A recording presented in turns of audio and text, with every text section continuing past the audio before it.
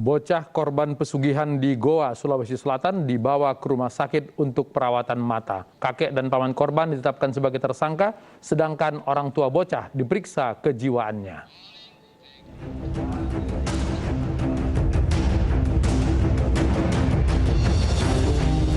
Setelah ditahan dan diperiksa intensif, kakek dan paman bocah yang matanya nyaris dicongkel demi pesugihan akhirnya ditetapkan sebagai tersangka. Berdasarkan penyelidikan Polres Goa, keduanya terbukti meyakinkan turut membantu aksi penganiayaan yang dilakukan kedua orang tua korban. Sementara untuk kedua korban saat ini masih menunggu hasil pemeriksaan kejiwaan. Dari keempat terduga pelaku, yang dua yang sudah tetapkan tersangka ini dan dilakukan penahanan, mereka mempunyai peran masing-masing. Jadi ada yang memegang kaki, kepala, badan, dan sampai dengan melukai mata korban yang sebelah kanan. Untuk status dari orang tuanya sendiri di rumah sakit juga itu seperti apa? Jadi begini, dari hasil interogasi dan pemeriksaan terhadap kedua orang yang telah dilakukan penahanan ini, yaitu om dan kakek korban, dari keterangan yang bersangkutan menjelaskan bahwa ada keterlibatan daripada kedua orang tua dan tidak menutup kemungkinan kedua orang tua akan kita tetapkan sebagai tersangka. Usai menjadi korban penganiayaan, bocah malang ini dioperasi guna memulihkan kondisi mata kanannya.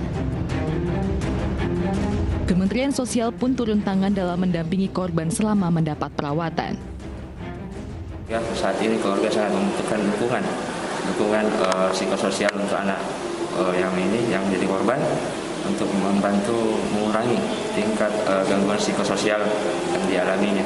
Makanya kemarin tadi saya katakan kita akan berkoordinasi dengan pihak P2 TP2 untuk meminta forum anak untuk ikut terjun langsung bersama-sama kami melakukan rumah healing bagi anak ini. Ya, kalau kita lihat ini namanya konjungtiva dan sklera itu 360 derajat robek, full robek. Nah, tapi setelah kita perbaiki tadi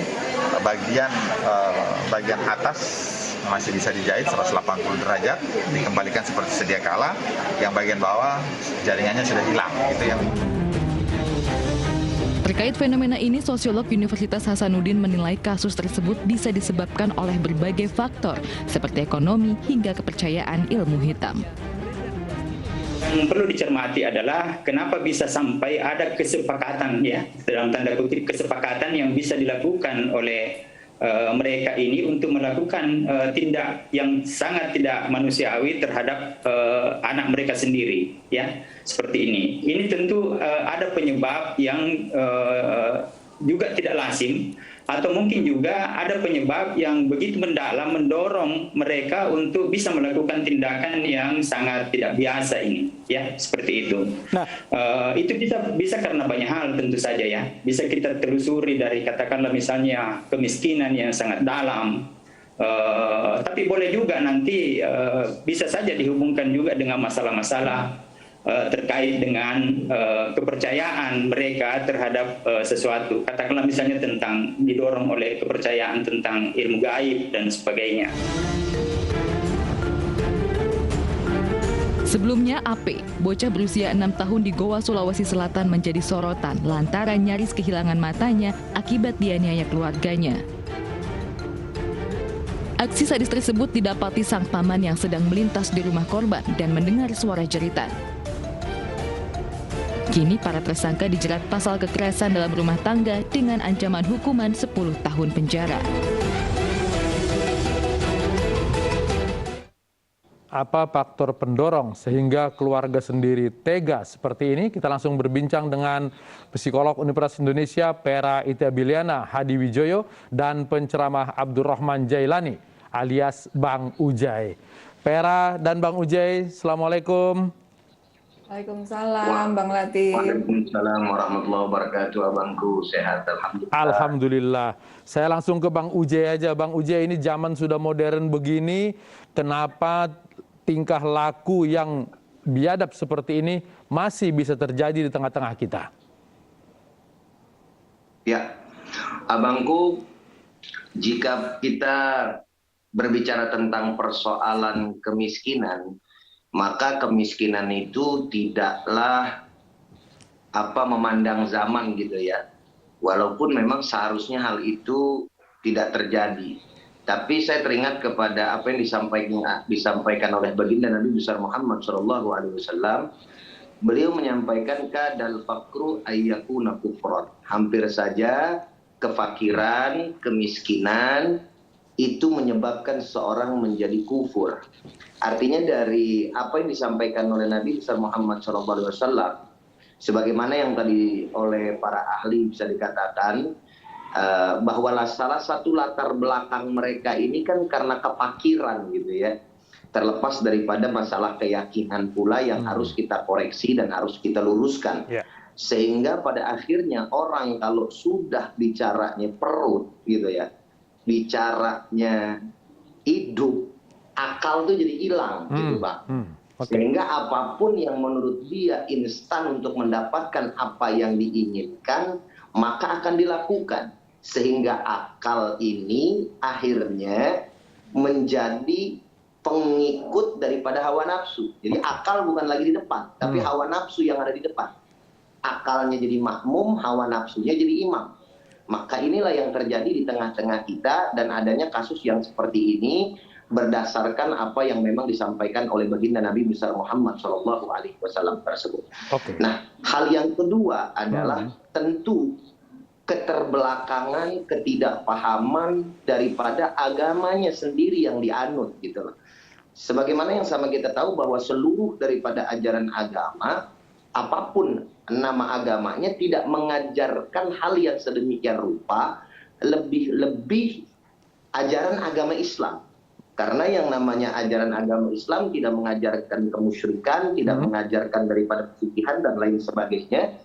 Sehingga hal ini menjadi PR tentunya untuk kita gitu juga sebagai dai atau kaum muslimin yang lain. Kalau saya lihat sih sepertinya para pelaku ini kan backgroundnya agamanya Islam gitu Bang ya. Iya betul. Nah artinya kenapa mereka bisa seperti itu? Kemungkinan besar kurangnya pemahaman-pemahaman tentang agama, atau kemungkinan dakwah tentang Islam di sana juga belum maksimal. Sebab saya baca di berita online di sana itu mereka bukan hanya satu keluarga saja Bang, tapi katanya banyak yang melakukan pesugihan yang sedemikian rupa. Gitu. Artinya berarti kan ini sudah bisa dikatakan mengakar gitu ya di tengah-tengah masyarakat di sana. Dan ini menjadi perhatian gitu loh untuk kita pemerintah agar bisa mengambil kerjasama dengan ormas-ormas Islam, dalam hal ini Muhammadiyah dan NU, untuk memberikan pencerahan-pencerahan secara langsung. Artinya bukan hanya sebagai pendekatan hukum, tapi pendekatan juga secara agama serta budaya yang kita anut dari bangsa Indonesia ini. Baik Bang Uje. Ya, saya ke Mbak Pera dulu. Mbak Pera, kalau Bang Uje tadi bicara pasti basicnya tentang keagamaan. Sebenarnya apakah hanya faktor ekonomi, kemudian faktor ketidakpahaman agama, atau ada faktor psikologis lain yang memungkinkan orang bertindak seperti yang di Goa tersebut? Tentu banyak faktor ya, banyak faktor. Kalau dari sisi psikologis harus dicek dulu ya kesehatan mentalnya, kejiwaannya seperti apa. Karena kan yang dilakukan ini di luar masuk akal kita kan sebetulnya ya. Jadi kan diharapkan orang tua itu adalah figur yang paling bertanggung jawab untuk memberikan rasa aman, yang paling bisa diandalkan untuk memberikan rasa aman pada anak di rumah ataupun di lingkungan manapun gitu. Orang tua yang bertanggung jawab atas keselamatan anak, tapi di sini kan orang tuanya malah justru yang menyakiti. Makanya perlu dilihat dulu kondisi kejiwaan orang tuanya seperti apa. Nah, ini kan karena tidak hanya orang tua, tentu jadi secara extended family-nya, keluarga besarnya juga perlu dilihat kondisi kejiwaannya seperti apa. Lalu juga ada faktor seperti kesiapan untuk menjadi orang tua, itu juga perlu dilihat. Ini kasus-kasus seperti ini terus terang Bang Latif membuat saya semakin yakin kayaknya kalau ada pasangan yang menikah gitu ya, ingin memiliki anak, perlu dicek dulu deh kesiapannya menjadi orang tua seperti apa gitu, supaya tidak ada lagi anak-anak yang menjadi korban dari orang tuanya sendiri seperti ini. Apakah kemiskinan itu bisa mengubah kekuatan jiwa seseorang? Tidak selalu ya, tidak selalu karena kita banyak di sekitar kita, lihat aja banyak orang-orang yang hidup di bawah kesejahteraan tapi sangat caring, sangat penuh kasih sayang dengan anak-anak mereka gitu. Jadi kemiskinan tidak bisa dijadikan satu faktor penentu bahwa itu membuat orang tua jadi hilang akal sehingga menyakiti anaknya demi mendapatkan kekayaan misalnya gitu. Jadi bukan itu faktornya. Oke, Bang Uje, apakah pelajaran agama atau pemberian pemahaman tentang keislaman jika mereka Islam itu bisa memutus mata rantai menjadikan anak sebagai praktek mistik seperti ini? Amat sangat menjadi satu patokan yang utama dalam mempelajari dan memahami agama yang kita anut, gitu ya. Kenapa? Karena di situ ada keyakinan yang kuat. Oleh karenanya tadi saya setuju kepada Ibu yang menyampaikan bahwa memang tidak selamanya yang namanya kemiskinan itu membuat seseorang melakukan hal yang seperti ini.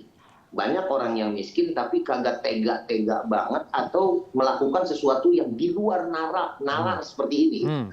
Kenapa? Karena memang kemiskinannya itu masih diiringi dengan keimanan, keyakinan. Nah, bagaimana kemudian dia bisa bertahan, sabar lewat cobaan, mungkin kemiskinan tersebut yang dia hadapi karena tadi pegangan agamanya masih kuat gitu, Pak.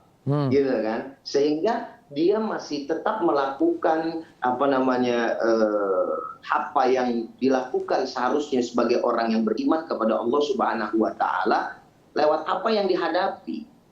Agama itu kan mengajarkan bagaimana kita sabar menghadapi daripada ujian. Agama mengajarkan bagaimana kita qanaat umpamanya, ya kan, untuk menerima apa yang digariskan oleh Allah Subhanahu wa taala setelah kita berusaha. Ketika orang yang beriman memahami persoalan ini dengan baik dan benar, diiringi keyakinan yang totalitas kepada Allah Subhanahu wa taala, maka dia akan mempunyai kedamaian, ketenangan, kenyamanan di dalam hatinya, menerima apa yang memang sudah digariskan oleh Allah Subhanahu wa taala. Tapi kalau misalkan keyakinan ini dan keimanannya berkurang gitu kan, sedangkan hawa nafsunya tadi yang menguasainya, itu yang saya tadi sampaikan bahwa pada akhirnya mereka mampu melakukan hal-hal yang di luar nalar dan ini sesuai apa yang disampaikan oleh Nabi kita Muhammad SAW. Jadi Nabi mengatakan kadal fakru ayyakuna kufran, hampir saja kefakiran urusan perut membuat seorang kufur gitu. Berbuat apapun yang kemungkinan di luar nalar manusia itu. Nah, inilah yang oleh karenanya menjadi PR buat kita, bukan hanya saja untuk yang lain, tapi saya juga pribadi untuk memberikan solusi-solusi. Bagaimana kemudian pemerintah dalam hal ini gitu kan, baik pemerintah pusat maupun pemerintah daerah khususnya, mereka itu bekerja sama dengan ormas-ormas Islam, NU, Muhammadiyah atau apa, untuk mengadakan pendekatan-pendekatan dakwah, diisi, dihampiri, yang namanya kelompok-kelompok atau kemudian warga-warga yang sekiranya ternyata memang benar melakukan pesugihan-pesugihan seperti ini. Jadi pendekatan agama itu saya rasa amat sangat penting pula untuk memberikan pengarahan kepada mereka. Wallahu a'lam. Vera, tadi seperti Vera sampaikan bahwa tidak melulu hanya kemiskinan saja. Kemiskinan ada di mana-mana. Kemudian orang yang tidak mendapatkan agama juga banyak di mana-mana. Tapi kadang-kadang ada anomali, 1-2 warga yang melakukan seperti ini. Bisa ditandai nggak sebelumnya, sebelum mereka berbuat jauh seperti yang terjadi di Goa ini?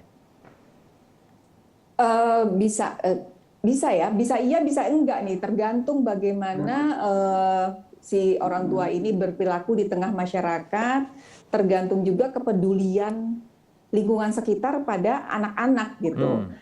Beberapa tahun yang lalu kan kita telah menggaung-gaungkan bahwa semua orang bisa menjadi pelindung anak gitu ya. Jadi kita tidak hanya melindungi anak kita sendiri, anak kandung kita sendiri, tapi juga anak-anak di sekitar kita. Kalau kita misalnya melihat ada satu indikasi yang mencurigakan, kok si ibunya kok kasar sekali ya sama anaknya, atau kok memperlakukan anaknya kok tidak seperti bagaimana orang tua umumnya gitu ya. Nah, itu Kita mungkin sebagai tetangga katakanlah, mungkin bisa mendekati gitu ya, bertanya kenapa kok anaknya dimarahin, seperti itu. Nah itu udah mulai bisa dilakukan hal-hal kecil seperti itu, sehingga mudah-mudahan nggak kejadian sampai kayak gini ya baru ketahuan gitu. Oke, baik. Bang Uje, ada yang kuat menghadapi cobaan, bahkan menganggapnya sebagai kajian untuk meningkatkan imannya. Ada juga yang tidak. Bagaimana kemudian agama ini bisa mendekati semua orang supaya semua orang menjadi kuat, tidak kemudian pesugihan dan mengorbankan anak-anak? Baik, salah satunya adalah kepedulian di lingkungan. Artinya sesama kaum muslimin ini harus mempunyai satu rasa, gitu ya, sehingga kepekaan yang ada di tengah-tengah kita ini disadari oleh orang-orang yang melewati berbagai macam ujian tadi. Nah, yang mirisnya pada kesempatan akhir-akhir ini adalah bahwa sikap-sikap yang sedemikian rupa itu berkurang gitu loh, ya kan? Artinya orang mendapatkan kesusahan, tetangga kah, apakah saudara dan lain sebagainya, kita cuek, nggak peduli sama mereka.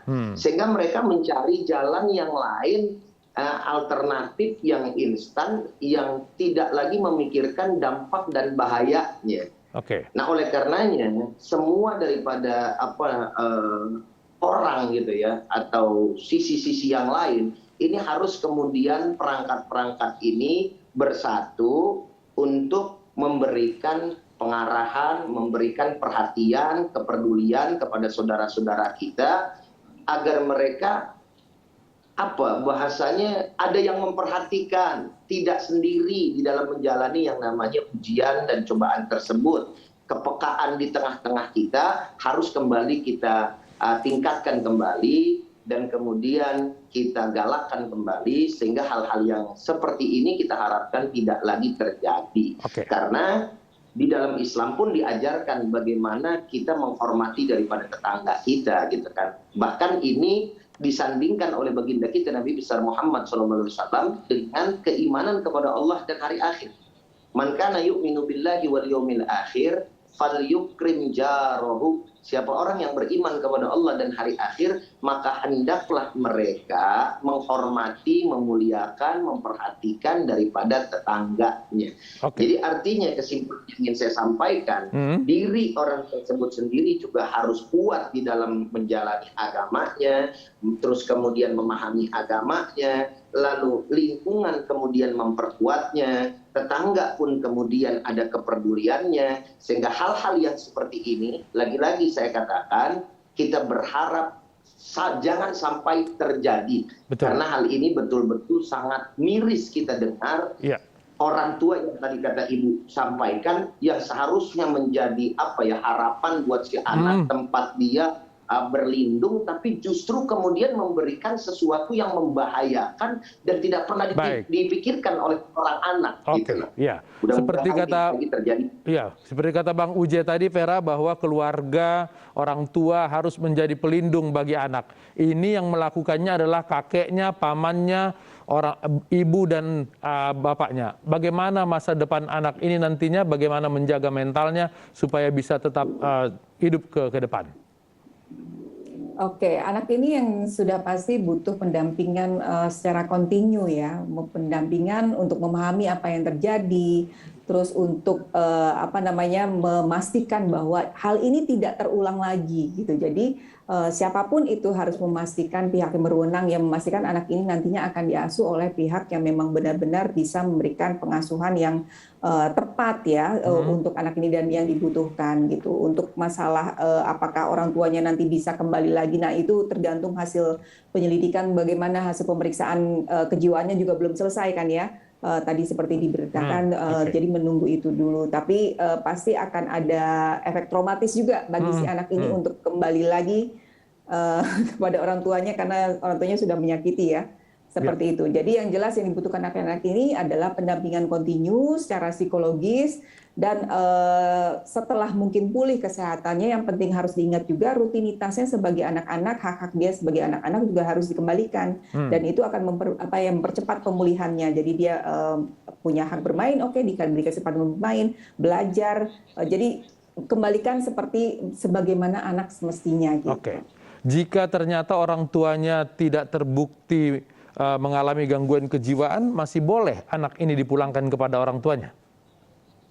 Nanti banyak hal ya bisa dipertimbangkan ya. Yang jelas kalau menurut saya, kalau saya ditanya apakah masih boleh, mungkin boleh saja, tapi dengan pendampingan yang sangat ketat untuk orang tuanya ya, karena orang tua ini sudah terbukti telah melakukan satu tindakan yang membahayakan anak gitu. Jadi perlu pertimbangan yang yang dalam sekali untuk apakah ini dikembalikan atau tidak, kemampuan orang tuanya ke depan seperti apa gitu, itu perlu dipertimbangkan.